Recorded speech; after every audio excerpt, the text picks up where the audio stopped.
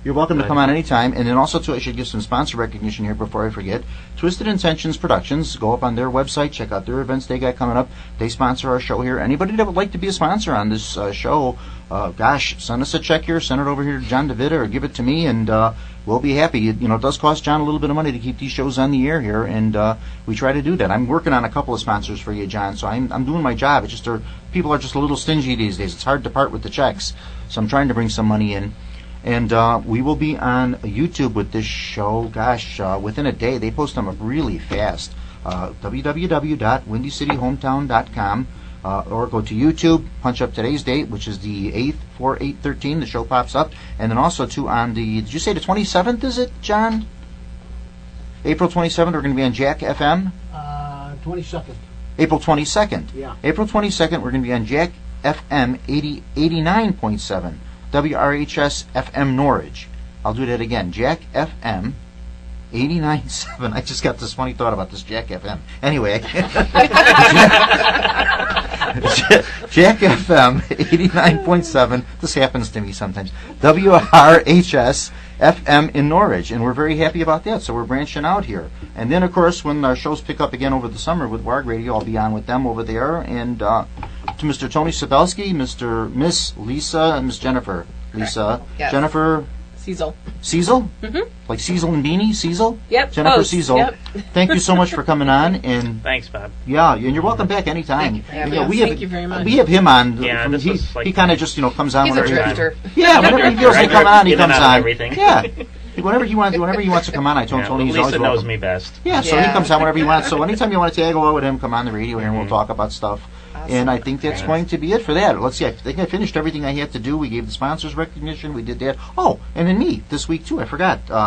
If you want to give the library a call, this week, Thursday, 6:30 to 8, probably 8:30 by the time people ask questions and everything. I'll be at the Bridgeview Library. That's at 7840 West 79th Street in Bridgeview. You know where that's at because you were Yes, over there that's before. where I was. That's Yeah, where I so, yeah, that's right. Yeah, you came here for the one presentation I did. Give them a ring at 708-458-2880 if you want to reserve a seat for that. They don't charge any money for these things, but they do ask that you reserve a seat. And the following Thursday, which will be the 18th of this month, I'll be at the Justice Library, 7641 Oak Grove Avenue, Justice, Illinois, right by Resurrection Cemetery. Very fitting and appropriate. And their phone number is 708-496-1790.